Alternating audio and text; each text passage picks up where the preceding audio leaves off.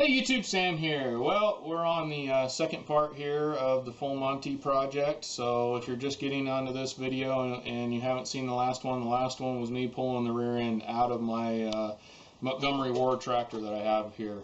This one will be pretty much tearing it down. Next one will be hopefully putting it back together. You'll see the gears, where they go, parts and pieces, things I need to fix.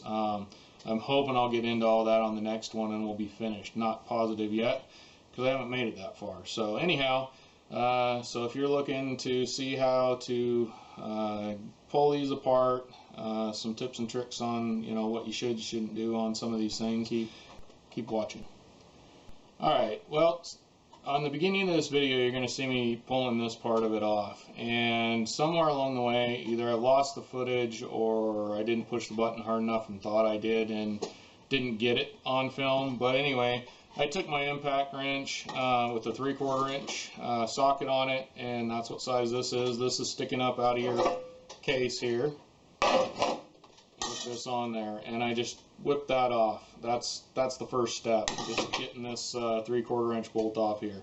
If you don't have an impact, you're going to definitely make sure it's in gear before you go to try and get it out. You're probably going to still need something to really hold on to it. I don't know.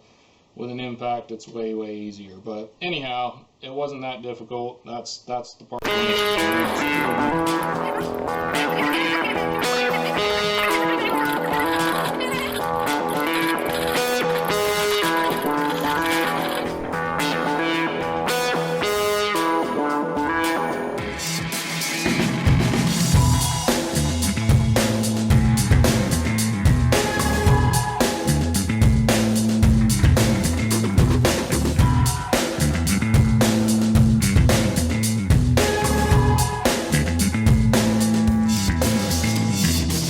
Like I was talking about before, and it does appear there's an Allen head up here bolt, and underneath that it's going to be some sort of like a little ball, as far as I can tell, that makes it so the shifter has that clicking.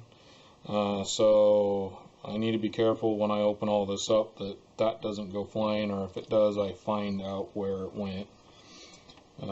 So let's try and see. I don't know if this is going to come off the top or off the bottom here.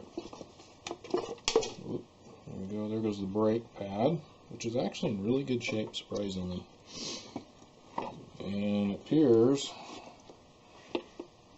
this brake piece wants to come with the... Ooh, that's nasty. Gears and all here with the top.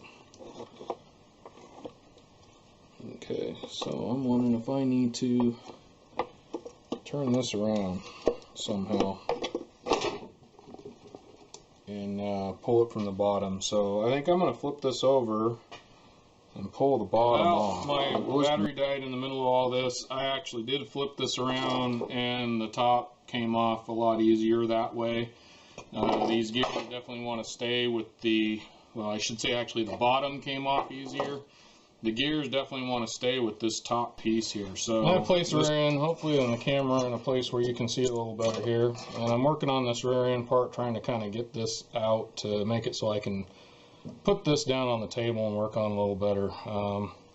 And in the means of doing that, I assume this was more like a regular automotive rear end, which it is very similar. But all the videos I've watched, there's C-clips in here similar to an automotive rear end, and mine, for unknown reasons, somebody used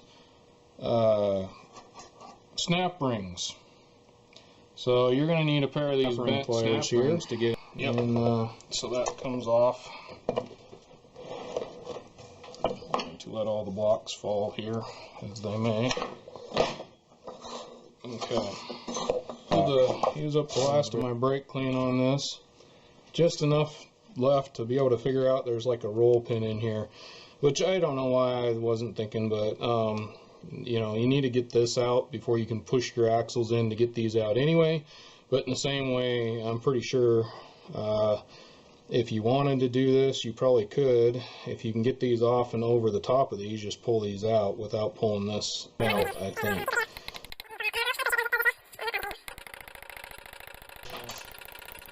And there it is right there. You can also see right here the pin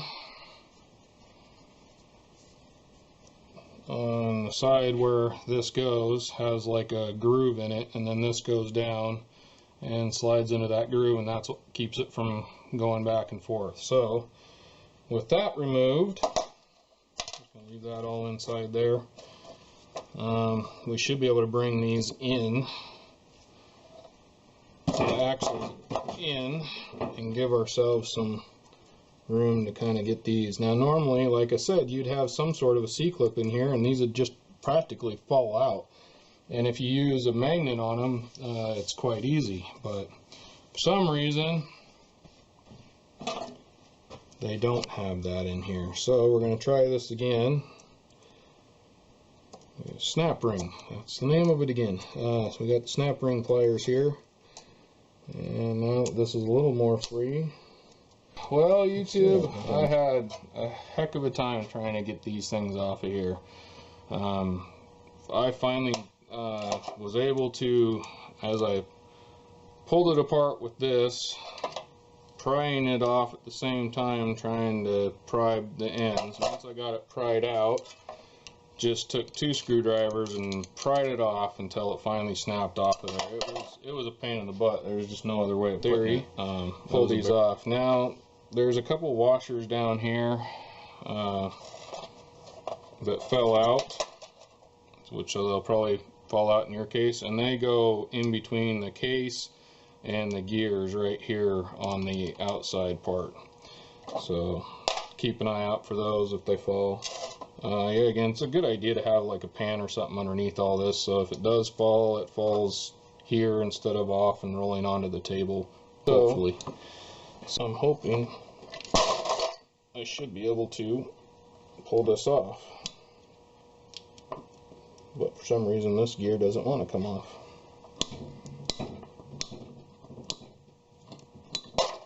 Okay. There we go. This goes on this direction here. So on this shaft here, there is a bushing. I may see if I can get some new ones of those. They actually don't look too bad. And then there's also a bearing, which looks to be pretty not so good. It's a needle bearings inside there, and they're not really, it's not moving. So unfortunately, but it doesn't look like it's wore down the shaft, thank goodness. So I'm gonna have to take a look and see if I can get a set of these somewhere. Now on the side towards this direction here again, we got a washer, which appears to be about the same size as the big ones on the inside here, but you may want to still keep them separated so that you know. And then there's the bushing on this side as well, looks the same as well, and also another bearing. And this one doesn't feel like it's moving real freely either, so I'm gonna have to take a look at these and make sure that we either can get these cleaned up and working right, or find some new ones. Well, YouTube, as you can see in front of me, I got a lot of parts and pieces and things here, and as of now, editing these videos, this is going to just be way too long to make one video out of. So there's going to be at least probably 3, maybe more videos just on doing this tractor to get it back going again. That's not counting what I'd like to do with it in the future. But anyhow, mostly the rear end, there's just too much involved, and as most of you know, I don't do these videos for people who already know what's here and what they're gonna do. I make these videos for people who are looking for the information on how to do it. So therefore, to make it as in-depth as it needs to be, it's just gonna make too long a video. So we're gonna call this a video. Keep an eye out for the next one. And this is Sam, Jack of all, Master of none. You all have a good one.